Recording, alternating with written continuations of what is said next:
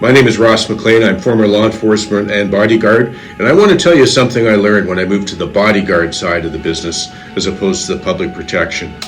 You always need to have an exit, and if possible, have two exits.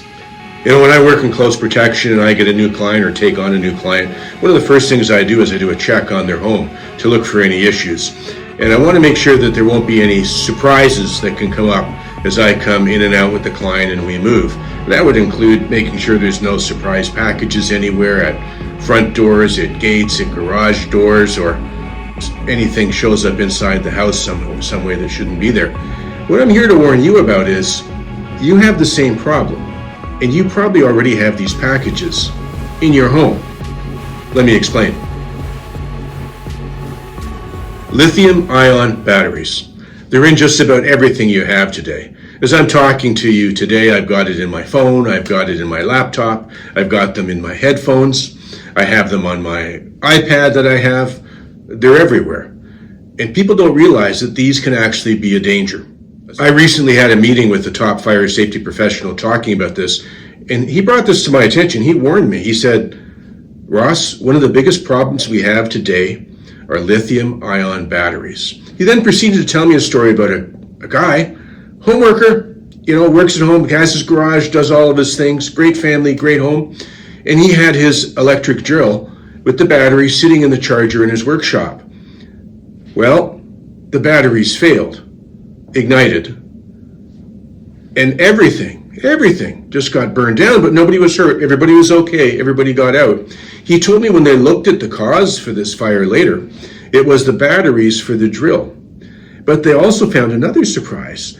The guy who bought these batteries, he thought he was buying the brand name online, authentic, well-built batteries. A little closer look, no, they were counterfeits. And you can get that in a lot of batteries for any one of your devices these days. It's really something to think about. But what happens with these batteries? How do they get in this condition? Well, there's a couple of things. Number one, as I said, they could be counterfeit and poorly built. That's a problem right there. They can short out by themselves. If you have one of the scooters, which are a real big problem, they can get water on the battery, or if you're in an area that uses salt on the road, salt and water gets on the batteries. That causes shorts. That's why you see hydro poles blow up a lot of the times from the salt from the road and the water getting on the connectors to the transformers. Another problem can be one guy had his dog chewing on his device, and it ruptured the device and caused the fire, burned the living room. Who would have thought of that, right? So just quickly, I'm going to tell you there's really two categories I'm going to break down here for you need to look at.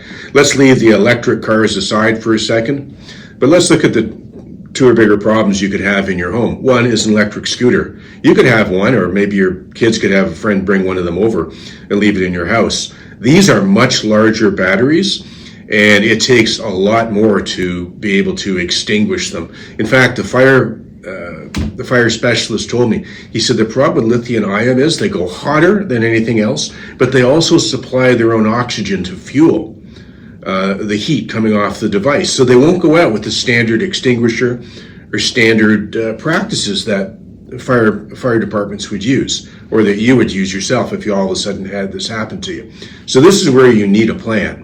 Now, when it comes to these fire extinguishers, you can get them. There's specialized extinguishers that work for these lithium-ion batteries. Now, the big heavy-duty ones, big and thick, they cost a chunk of money. But if you had a bunch of scooters in your house or an electric car, I might consider having one of the big expensive ones. They could be like $700 to $1,000. Or you can find yourself online some sort of smaller ones that are this size. Now, this is just compressed air, but you can get ones that are about this size for, $80, $100. And they sell them in 3 and 4 packs for a couple of $100. So I would look at getting 4 of those and having those near your charging station. So if one doesn't do the job, you get another one and another one and another one. But do not hesitate just to plain get out of the house when there's danger and hit 911. Fire departments are usually pretty good about being there quick.